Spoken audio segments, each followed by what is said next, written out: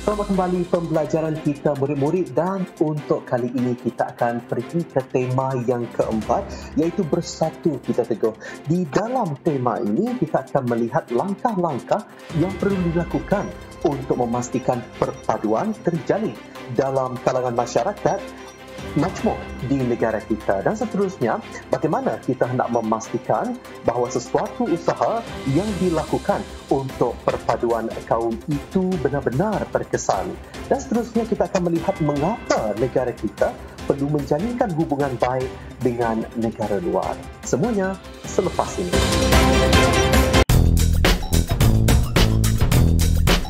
Tolong gariskan usaha-usaha mengukur. Cara dia sama je. Berikan maksud rangkai kata arus kemajuan. Baiklah murid-murid, tanpa melengahkan masa lagi, kita akan terus pembelajaran kita pada muka surat 42 dalam buku teks anda atau buku digital anda atau yang terpapar di skrin di hadapan anda. Baiklah, pengenalan untuk RIMUP, R-I-M-U-P. Apakah yang dimaksudkan dengan RIMUP? RIMUP ialah program rancangan integrasi murid untuk perpaduan yang telah dilaksanakan oleh Kementerian Pendidikan Malaysia sejak tahun 1986 lagi. Melalui program ini, Kementerian Pendidikan Malaysia menyediakan peluang kepada murid pelbagai kaum untuk bergaul secara sedar dan terancang. Pelbagai aktiviti dirancang dan dilaksanakan setiap tahun oleh pihak sekolah. Baik, antara aktiviti tersebut merangkumi 5 elemen. Baik, yang pertama dari segi akademik, yang kedua khidmat masyarakat, jati diri dan patriotisme, kebudayaan dan kesenian serta sukan dan permainan. Contoh program: ziarah komuniti, kemudian pertunjukan kebudayaan, gotong royong dan aktiviti perkhemahan RIMUP. Jadi seperti yang tertera di skrin hadapan anda. Murid-murid, hari ini kita akan lihat tata bahasa golongan kata. Golongan kata terbahagi kepada 4. Kata nama, kata kerja, kata adjektif atau sifat dan juga kata tugas. Mari kita lihat satu persatu ya murid-murid. Kata nama ialah perkataan yang boleh menjadi unsur inti dalam binaan frasa nama. Kata ini menamakan orang, tempat atau benda. Kata nama terbahagi kepada 3, iaitu kata nama khas, kata nama am dan kata ganti nama. Kelas, masih ingat tak kata nama khas? Kata nama khas ialah kata nama yang membawa makna rujukan khusus kepada sesuatu benda atau orang.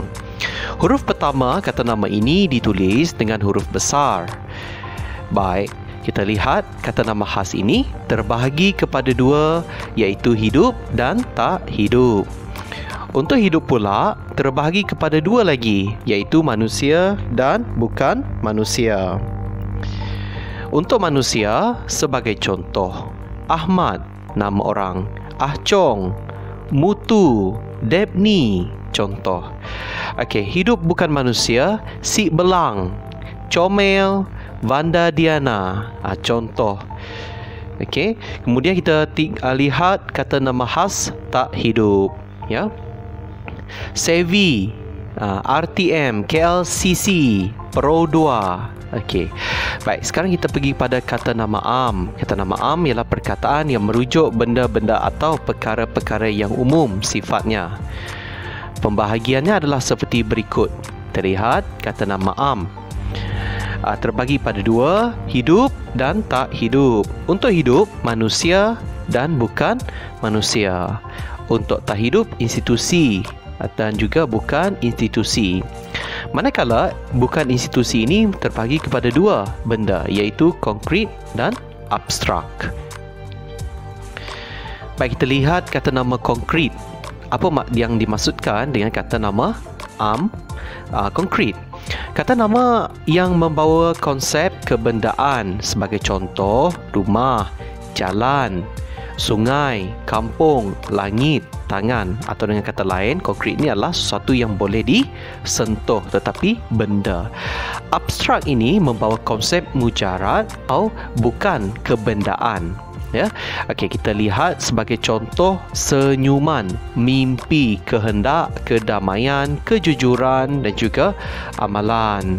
Okey, kita lihat kata ganti nama pula. Ya. Kata ganti nama, tunjuk dan juga kata ganti nama diri. Yang ini terbagi kepada dua, diri tanya, ganti nama diri orang. Orang ini kita bagi kepada tiga, iaitu pertama, kedua dan ketiga. Kata ganti nama tunjuk ini berfungsi menunjuk pada sesuatu perkara atau benda. Okey, kita bagi pada dua. Kalau tunjuk, itu, ini. Itu untuk menunjuk pada yang jauh. Ini pula untuk menunjuk pada yang dekat. Sebagai contoh, budak itu mahu tidur. Sungai itu terpanjang di Malaysia. Kereta ini yang dekat. Kereta ini buruk. Okey. Kata ganti nama diri pula. Ada dua jenis kata ganti nama diri. Okey, tetapi kata nama yang menjadi pengganti suatu benda, perkara atau manusia. Okey, ada dua jenis ya. Yang pertama adalah kata ganti nama diri tanya dan kata ganti nama diri orang. Okey, kata ganti nama diri tanya ialah kata nama yang berfungsi menanyakan benda, perkara atau manusia. Terdapat tiga bentuk kata ganti nama diri tanya. Siapa? Okey, merujuk kepada orang. Contoh, siapa nama pensyarah anda? Siapa tidak hadir kelas itu? Siapa orang itu? Apa pula merujuk kepada benda ataupun perkara. Apa dalam kotak itu? Okey, mana pula merujuk kepada orang atau benda? Okey, mana kertas latihan semalam? Kata ganti nama diri orang ialah jenis ganti nama yang merujuk manusia dan terdiri daripada tiga. Okey, kita bagi pada tiga. Orang pertama, orang kedua dan orang ketiga. Kalau pertama, saya, beta, aku, patik. Kedua, awak, kamu, engkau, anda. Yang ketiga, ia, dia, beliau, mereka, baginda. Okey, yang ini cikgu sudah jelaskan pembelajaran kita yang lepas, anda boleh rujuk semula ya. Kata kerja ialah kata menyatakan makna perbuatan atau perlakuan. Okey, kata kerja terbagi kepada dua, kata kerja transitif dan kata kerja tak transitif. Kata kerja transitif pula terbagi kepada dua, iaitu transitif aktif dan transitif pasif. Kata kerja transitif, kata kerja yang menerangkan sesuatu perbuatan yang dilakukan oleh pembuat terhadap sesuatu benda. Sebagai contoh, subjek adalah Ali. Okey, kata kerja transitif memotong. Objek adalah kuku. Ali memotong kuku. Baik, harap ini jelas. Dua jenis kata kerja transitif. Kata kerja transitif aktif dan kata kerja transitif pasif. Menerima awalan men dengan atau tanpa akhiran kan dan I. Sebagai contoh, Ali mengetuai pasukan bola sepak sekolahnya. Kata kerja transitif pasif. Proses transformasi perubahan ayat aktif menjadi ayat pasif. Sebagai contoh, laporan itu telah disahkan oleh Encik Hamid. Kata kerja tak transitif tidak memerlukan objek sesudahnya. Walaupun begitu, ada sejumlah kata kerja transitif yang mesti diikuti oleh pelengkap dan ada pula yang tidak perlukan pelengkap. Okey, kata kerja tak transitif tidak berpelengkap. Okey, boleh berdiri sendiri tanpa objek. Semua orang pulang, sebagai contoh. Padi sedang menguning, ya. Kata kerja transitif, kata kerja tak transitif ini boleh diikuti oleh unsur keterangan yang berfungsi memberi maklumat. Sebagai contoh, terbagi pada tiga, subjek, kata kerja tak transitif dan keterangan. Amri menangis teresak-esak. Okey, kita pergi pada kata kerja tak transitif berpelengkap. Okey, terbagi pada tiga. Okey, subjek, keadaan bapaknya, kata kerja tak transitif beransur. Okey, manakala pelengkap dia pula baik. ya, keadaan bapaknya beransur baik. Contoh-contoh tersebut tidak boleh dipasifkan, ya, menjadi seperti ini, ya, baik diansurkan oleh keadaan bapaknya, tidak boleh dipasifkan. Seterusnya kita pergi pada kata adjektif, ya, kata adjektif. Apa itu kata adjektif? Sekali lagi, kata kunci dekat sini adalah sifat atau keadaan sesuatu benda atau kata nama. Dapat dibahagikan kepada 8 jenis berdasarkan makna perkataan itu. Sebagai contoh, terlihat, ya, berani, cerdik, gopoh, jahat, kasar. Kalau warna pula, kita ada biru, hitam.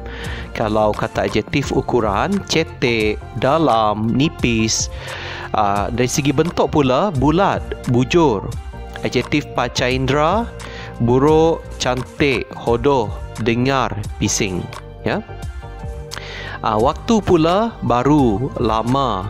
Adjektif cara, cepat, laju. Dan juga perasaan, benci, ingin, cinta. Okey, itu adalah perasaan. Dan seterusnya adalah kata yang terakhir, kata tugas. Golongan kata yang mempunyai tugas tertentu dalam binaan sesuatu frasa, klausa ataupun ayat. Ada 16 jenis, iaitu kata hubung, kata seru, kata tanya, kata perintah, kata pangkal ayat, kata bantu, kata penguat, kata penegas, kata nafi, kata pemeri, kata sendi nama, kata pembenar, kata arah, kata bilangan, kata penekan dan kata pembenda. Kata tugas dikelompok dalam 4 kelompok berdasarkan fungsi. Kita lihat, ya, kata penyambung ayat, kata praklausa, kata frasa dan juga kata pasca kata. Okey, kita lihat satu persatu. Kata penyambung ayat terdiri daripada satu jenis kata tugas, iaitu kata hubung. Kata hubung ada 2 jenis. Okey, kata hubung gabungan dan satu lagi adalah kata hubung pancangan. Pancangan kita terbagi kepada 3, keterangan, komplimen dan relatif. Okey, semuanya ini cikgu pernah ajar pada tahun lepas, ya. Kata praklausa ialah perkataan yang terletak di hadapan klausa. Apa fungsinya? Menimbulkan seruan, pertanyaan, pengiyaiyaan atau sebagai penerang pangkal ayat. Okey, kata tugas tersebut kita ada kata seru, kata tanya, kata perintah, kata pembenar, kata pangkal ayat. Kita tengok kata prafrasa. Okey, kata prafrasa ini adalah perkataan yang terletak di hadapan frasa. Apa fungsinya? Untuk membantu, menguatkan penegasan, menafikan, memberikan, menyendikan, menunjukkan arah dan juga membilang. Okey, bentuk kata tugasnya. Kita ada kata bantu, kata penguat, kata penegas, kata nafi, kata pemberi, kata sendi nama, kata arah dan juga kata bilangan. Okey, kata pasca kata hanya satu bentuk kata yang hadir selepas perkataan. Okey, bentuknya ialah nya ini. Okey, nya yang berfungsi sebagai penekanan dan pembenda. Terbagi pada 2, kata penekan dan juga kata pembenda. Okey, sekian saja tata bahasa kita pada hari ini, iaitu tentang golongan kata. Terima kasih dan selamat belajar. Murid-murid yang dikasihi, setelah anda membaca pada muka surat 44 dan 45, cikgu nak anda baca dan fahamkan bahan bacaan tersebut. Seterusnya, anda dikenaki mengenal pasti golongan kata yang terdapat dalam bahan tersebut. Baiklah murid-murid, sebagai negara yang rakyatnya terdiri daripada berbilang kaum dan etnik, perpaduan serta integrasi nasional memainkan peranan utama untuk mewujudkan negara yang aman, harmoni dan makmur. Oleh hal yang demikian, semua pihak perlu menjalankan tanggungjawab untuk memastikan perpaduan dan integrasi nasional terus berkekalan. Marilah kita bersatu padu kerana hanya dengan perpaduanlah kita mampu duduk sama rendah, berdiri sama tinggi dengan negara-negara maju. Kita ada 5 langkah untuk memupuk perpaduan seperti yang terdapat di dalam skrin di hadapan anda. Yang pertama adalah individu dan rakyat. Langkah kedua daripada ibu bapa dan seterusnya kerajaan, pihak swasta dan akhir sekali pihak sekolah. Jadi, mari kita lihat satu persatu. Melalui individu dan masyarakat, yang pertama, kalau kita mahu memupuk perpaduan yang harmoni, yang pertama adalah taat kepada raja dan negara, patuhi peraturan dan undang-undang. Jadi, sebagai seorang individu ataupun masyarakat, kita harus mematuhi peraturan dan undang-undang serta taat kepada raja dan negara. Seterusnya daripada ibu bapa. Langkah kedua, ibu bapa. Ibu bapa perlu menjadi suri teladan kepada anak-anak. Seterusnya, pihak kerajaan. Langkah memupuk perpaduan adalah melalui Jabatan Perpaduan dan Integrasi Nasional. Pihak swasta juga tidak ketinggalan dalam memupuk perpaduan dengan adanya media massa, syarikat dan pertubuhan bukan kerajaan atau NGO. Sebagai contoh, boleh mengadakan kempen tentang perpaduan. Dan akhir sekali adalah pihak sekolah. Pihak sekolah boleh mengadakan kegiatan sama ada dari segi sukan dan juga permainan atau melalui kelab.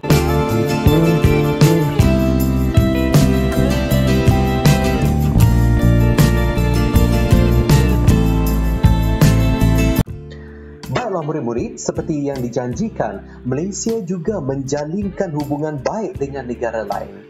Murid-murid, sila ke halaman 52 dan 53 untuk pembacaan selanjutnya. Murid-murid, adakah anda tahu tentang ASEAN? ASEAN dengan kata lain dalam bahasa Melayu adalah Persatuan Negara-Negara Asia Tenggara atau Associations of Southeast Asian Nations. Bermula daripada 5 buah negara iaitu Malaysia, Indonesia, Filipina, Singapura dan Thailand. Semenjak penubuhannya pada 8 Ogos 1967, ASEAN terus berkembang dengan keanggotaan baharu merangkumi negara-negara lain di rantau Asia Tenggara. Pada tahun 1999, keanggotaan ASEAN lengkap menjadi 10 buah negara apabila menerima Kemboja sebagai negara terakhir menyertai ASEAN selepas Brunei Darussalam, Vietnam, Laos dan Myanmar. Penglibatan Malaysia dalam ASEAN merencanakan hala tuju dan pembangunan ASEAN secara menyeluruh. Tonggak utama ASEAN berteraskan 3 komuniti iaitu komuniti politik, keselamatan, komuniti ekonomi dan komuniti sosio-budaya. Memastikan objektif yang termaktub dalam deklarasi ASEAN tercapai, Malaysia mengambil pendekatan proaktif dengan melibatkan diri dalam pelbagai inisiatif dan keputusan yang berpaksikan kestabilan serantau dan keamanan sejagat.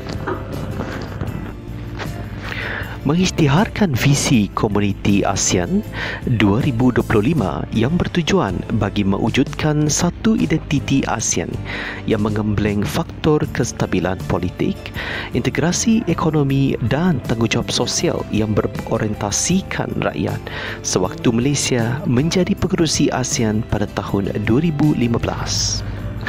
Pertubuhan Bangsa-Bangsa Bersatu PBB atau United Nations ditubuhkan pada 24 Oktober 1945 selepas Perang Dunia Kedua. Pertubuhan ini dianggotai oleh negara-negara di seluruh dunia. PBB ditubuhkan untuk mengelakkan pertikaian yang hebat, menegaskan hak asasi manusia yang utama, menjamin rasa hormat kepada undang-undang antarabangsa dan memperbaik taraf hidup di seluruh dunia. Penglibatan Malaysia dalam PBB yang pertama memberikan sokongan yang tidak berbelah bagi dalam usaha PBB, bukan sahaja dalam isu keselamatan, malah juga dalam memperjuangkan kesaksamaan hak asasi manusia serta keadilan pembangunan ekonomi sejagat.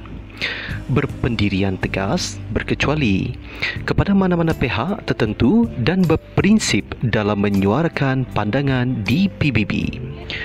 Merupakan antara negara anggota penyumbang yang terbesar bagi penghantaran pasukan misi pengaman PBB. Malaysia turut memberikan sumbangan kewangan kepada misi kemanusiaan, terutama bagi United Nations Relief. Aktif menyertai mesyuarat, menyampaikan kenyataan negara dan terlibat dalam rundingan pada semua peringkat jawatan kuasa utama Perhimpunan Agung PBB melalui Wakil Tetap Malaysia dan pegawai-pegawai di Perwakilan Tetap Malaysia ke PBB di New York, Amerika Syarikat. Menghadiri mesyuarat serta acara yang diadakan dalam Perhimpunan Agung PBB untuk membolehkan Malaysia mempertahankan dan mengetengahkan kepentingan serta pendirian negara dalam isu-isu semasa di samping memupuk kerjasama dengan negara anggota PBB. Sekian sahaja pembelajaran kita pada hari ini, murid-murid. Jadi jangan lupa anda belajar dan kita akan jumpa lagi pada minggu akan datang. Salam hormat dan jumpa lagi. Tolong gariskan usaha-usaha mengubah. Cara dia sama je. Berikan maksud rangkai kata arus kemajuan.